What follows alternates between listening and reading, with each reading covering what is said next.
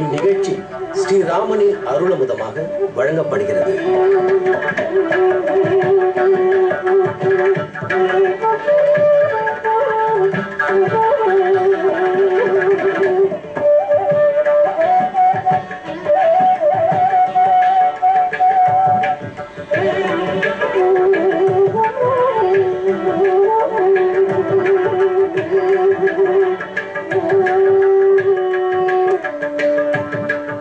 நமः கோதண்ட ஹஸ்தாய சந்தி கிருதசராய ச கண்டிதாகில தைத்யாய ராமாய ஆபன் நிவாரணே.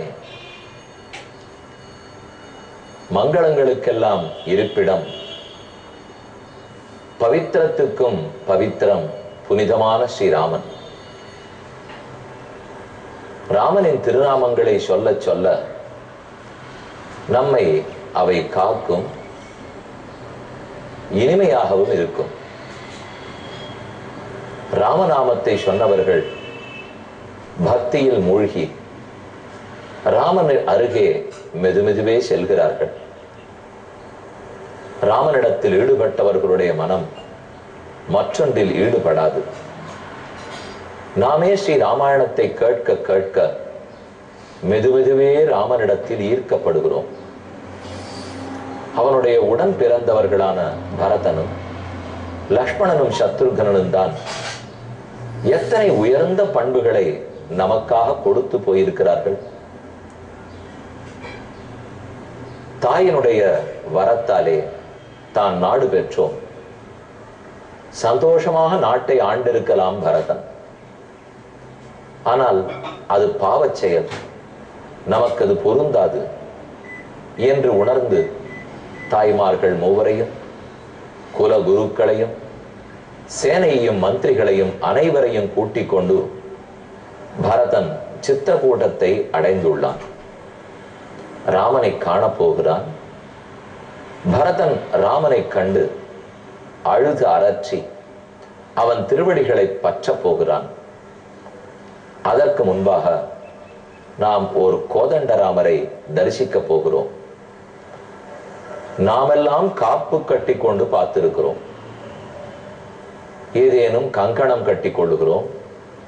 கோயில் திருவிழாவென்றால் காப்பு கட்டுவார்கள்.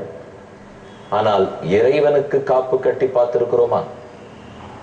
விஸ்வாமித்திரர் ராமன் நன்கு இருக்க வேண்டும், எந்த துன்பமும் ஏற்படக்கூடாது, ராட்சசர்களால் அவனுக்கு எந்த ஆபத்தும் கூடாது என்பதற்காக ராமனின் இடது திருவடியில் இடது காலில் ஓர் ரக்ஷாபந்தனம் செய்தார், அதாவது காப்பு கட்டினார். அவ்வெம்பெருமானை, கோதண்டராமனை பருத்திச்சேரி என்னும் ஊரில் தரிசிக்க போகிறோம். திருவாரூரில் இருந்து கும்பகோணம் போகும் மார்க்கம். சோழநாடு சோறுடைத்துன்னு கூறுவார்கள். நீர்வாய்ப்பு, நிலவாய்ப்பு, செழித்து ஓங்கி இருக்கும் பயிர்கள், ஆங்காங்கு இருக்கும் கால்நடைகள், இவை எல்லாமே சோழ நாட்டின் வளப்பத்துக்கு சாட்சி. வயல் வரப்பாடுகளை எல்லாம் கடந்து குடவாசலிலிருந்து சுமார் 3 கிலோமீட்டரில், திருச்சேரையிலிருந்து 2 கிலோமீட்டரில் இருக்கும் பருத்திச்சேரி என்னும் கிராமத்தை அடைகிறோம். இங்கே பெருமான் கோதண்டராமர் சன்னதி 700 ஆண்டுகள் பழமை வாய்ந்ததாக கூறுகிறார்கள்.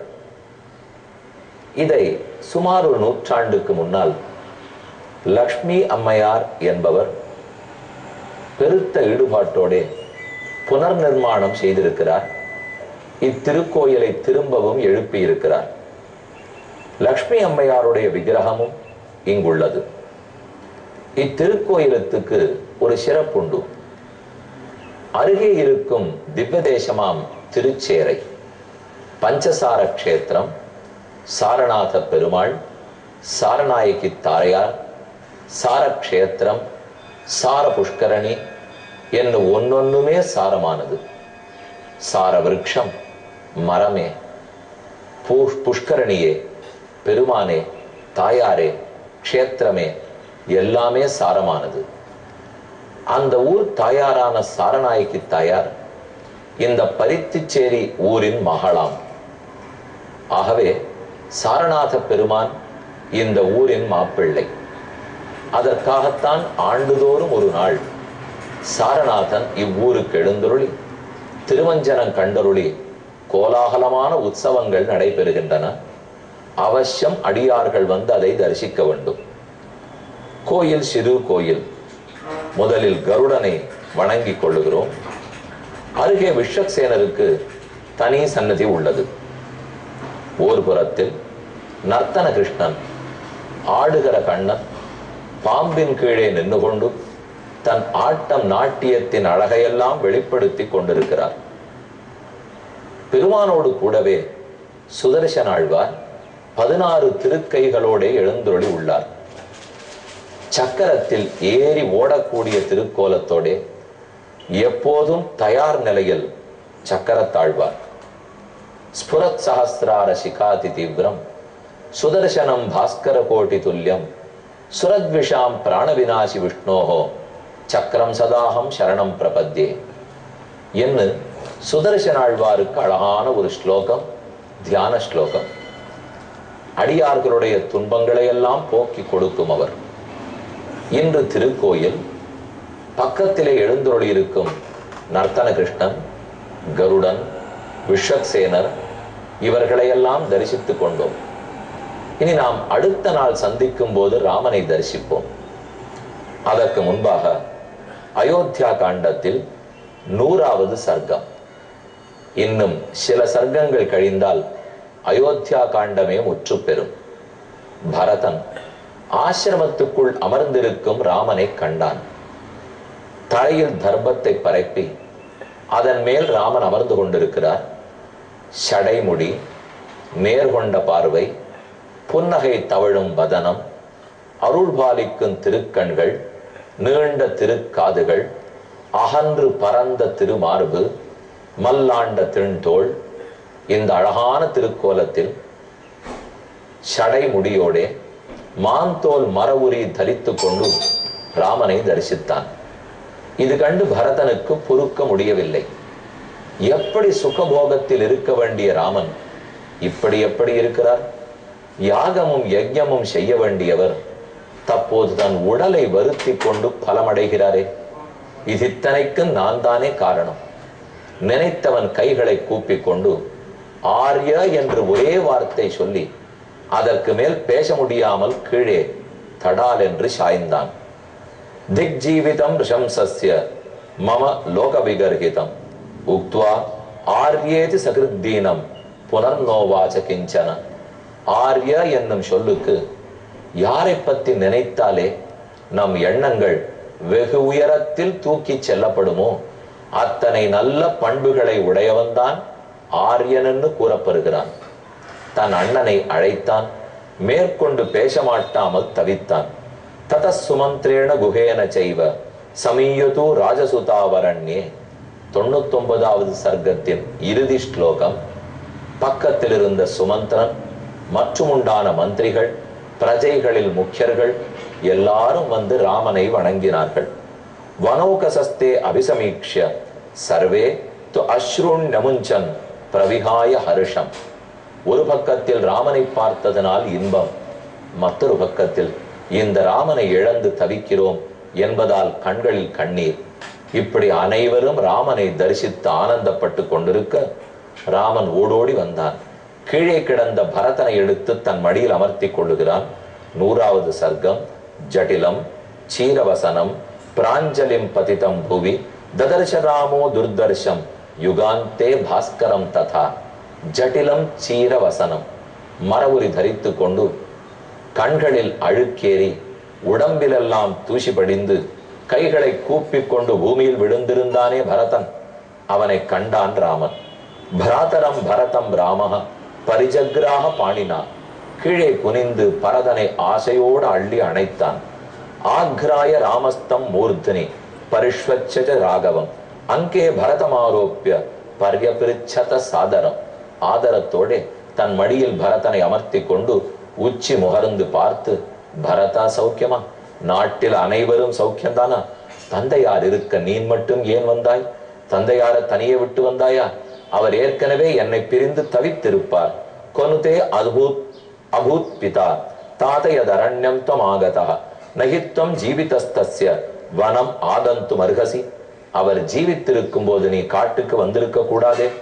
கொச்சின் உத்தரதே தாத ராஜாயத்வம் இஹாகதா கச்சின்னதீனஹா சஹசா ராஜா லோகாந்தரங்கதா கச்சித் தசரதோ ராஜா குஷலீ சத்யசங்கரஹ. தசரதன் நம் தந்தையார் குஷலமாக இருக்கிறாரா? அவர் சௌக்கியமாக இருக்கிறாரா? கச்சித் பிராமணோ வித்வான் தர்மநித்யோ மகானுதிகி இக்ஷ்வாகூணாம் உபாத்தியாயா யதாவத்தாத பூச்சியதே. நமக்கெல்லாம் குல குருவாய் நம்ம இக்ஷ்வாகு குலத்துக்கே வழிகாட்டியான வசிஷ்டாச்சாரியர் சுகமே இருக்கிறாரா? கச்சித் வினய சம்பன்னஹ குலபுத்ரோ பகுஸ்ருதா கச்சித் அக்னிஷு தேயுக்தா விதிஞோ மதிமான் ருஜுகு. சுயஜ்ஞர் என்னும் அந்த சிறந்த பண்டிதர் சௌக்கியமாக இருக்கிறாரா? அவர் செய்யும் அக்ஞ காரியங்கள் எல்லாம் விடாமல் செய்கிறாரா? அடுத்து சுதன்வா கல்வி கேள்விகளில் சிறந்தவர், வில்வித்தை வாழ்வித்தையில் சிறந்தவர், அவர் நலமாக உள்ளாரா? கச்சித் ஆத்மசமாசூராக ஸ்ருதவந்தோ ஜிதேந்திரியாக குலீனாங்கிதஜ்ஞாச்ச கிருதாஸ்தே தாத்தமந்திரிணா. ஹே பரதா, நீ தானே நாட்டை ஆள்கிறாய். நாட்டை ஆளும் மன்னவன் எப்படி இருக்க வேண்டும்னு வரிசையா கேள்விகள் உண்டு. அப்படியெல்லாம் இருக்கிறாயா? பரதன் நாட்டை ஆளவில்லை, தசரதன் இறந்து போனான். இந்த ரெண்டு செய்திகளுமே ராமன் அறியான். தயரதன் இருக்கிறான், பரதனுக்கு யௌவராஜ்ய பட்டாபிஷேகம், பரதன் தான் நாட்டை ஆள்கிறான் என்று ராமன் நினைத்து கொண்டு ஒரு நாட்டை ஆள்பவன் எப்படியெல்லாம் நடந்து கொள்ள வேண்டுமோ அந்த கேள்விகளை எல்லாம் கேட்கிறான். இந்த கேள்விகளின் படி மட்டும் நான் நடக்க ஆரம்பித்து விட்டால் நாடு ஆச்சரியமாக இருக்கும். ஒழுக்கம் தவழும், நாட்டில் செழிப்பு வளம் அத்தனையும் சிறக்கும், மக்கள் அனைவரும் சந்தோஷமாக வாழ்வார்கள். ஒரு மன்னன் இருக்க வேண்டிய முறை, நாட்டை நடத்த வேண்டிய முறை, மந்திரிகளை வைத்துக் கொள்ள வேண்டிய பண்பு ஆகிய அனைத்தையும் ராமன் கேட்கிறான். கச்சித் ஆத்மசமசூராக ஸ்ருதவந்தோ ஜிதேந்திரியாக குலீனாக ச இங்கிதஜ்ஞாச்ச கிருதாஸ்தே தாத்த மந்திரிணா. முதலில் யாரை மந்திரிகளாக தேர்ந்தெடுத்திருக்கிறாய்? உனக்கு சமமான அறிவு படைத்தவர்களாய், நீ என்ன சொன்னாலும் உண்மையை மட்டும் உன்னிடத்தில் பிடிக்கும்படி எடுத்து கூறுபவர்களாய், நீ நினைப்பதை கூட புரிந்து கொள்ளுபவர்களான மந்திரிகளை வைத்திருக்கிறாயா? மந்திரா விஜய மூலம் கி ராஜ்யாம் பவதி ராகவ. ஏ ரகுகுலத்தில் பிறந்த பரத, ரகசிய ஆலோசனம் மந்திராலோசனம்தான் ஒரு நாட்டை நன்கு நடத்துவதற்கு வழி. சரியான ரகசிய ஆலோசனம் இருந்தால் நாடு வெற்றி அடைகிறது. அதை நன்கு செய்கிறாயா? கச்சின் நித்ராவசம் நைஷி கச்சித் காலே அவபுத்தியசே. அடிக்கடி தூங்கி போகிறாயா? உனக்கு விருப்பமில்லாத நேரத்தில் தூங்கு வருகிறதா? அல்லது எழுந்திருக்க வேண்டிய நேரத்தில் எழுந்து விடுகிறாயா? கால அதிக்கிரமணம் செய்கிறாயா? கச்சிச்ச அபரராத்திரேஷு சிந்தைய சர்த்த நைபுணம். அல்லது பின்னிரவு பொழுதில் எழுந்து உட்கார்ந்து கொண்டு தவித்து போய் ஏதேனும் மந்திராலோசனம் பண்ணுகிறாயா? உன் உள்ளத்தில் தவிப்பு இருக்கிறதா? இதத்தனை இருக்க கூடாதுன்னு பொருள். தூங்க வேண்டிய நேரத்தில் தூங்கி, எழுந்திருக்க வேண்டிய நேரத்தில் எழுந்திருந்து, எப்போது மந்திராலோசனமோ யாரோடோ அவர்களோடு மட்டும் செய்து நிம்மதி இழக்காதவனாக இருக்க வேண்டும். கச்சின் மந்திரயசே நைகா கச்சின்ன பகுபிஸ்ஸக. எப்போதும் ஒருத்தரோட மட்டும் மந்திராலோசனை செய்யக்கூடாது.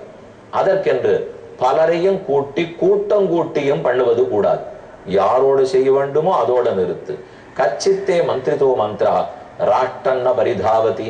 நீ ரகசியாலோசனம் பண்ணி அது முடிக்கும் முன்பே ஒருவேளை மக்களுக்கு தெரிந்து விடுகிறதோ, நாம் ஏதான ரகசியமாக பேசுவோம், நாமே தெரிந்து கொள்வதற்குள் வெளியாருக்கு தெரிந்திருக்கும். இது என்ன ரகசியாலோசனம் மந்திராலோசனம்? ஆருக்கும் வெளியே தெரியாமல் இருக்கிறதா? கச்சிதர்த்தம் வினிச்சித்ய லகுமூலம் மகோயதம். உனக்கு கீழிருக்கும் அரசர்கள் நீ முடிவெடுத்த பின்னால் தானே சிற்றரசர்களுக்கு தெரிகிறது, அல்லது முன்னமேயே தெரிந்து விடுகிறதா? இப்படி பலவாறாக பல கேள்விகளை ராமன் கேட்கிறான். மேலும் கேள்விகள் என்னங்கிறதை ஸ்ரீ ராம நவமி அன்றைய தினமே பார்ப்போம். ஒரு முக்கிய அறிவிப்பு. ஸ்ரீ ராம நவமியை முன்னிட்டு ஏப்ரல் மாதம் 19ஆம் தேதி முதல் 25ஆம் தேதி வரை திருப்பூரில் வாலிப்பாளையத்தில் ஹார்வி குமாரசுவாமி கல்யாண மண்டபத்தில் ஸ்ரீ ராமாயண உபன்யாசம் ஏற்பாடாகி உள்ளது.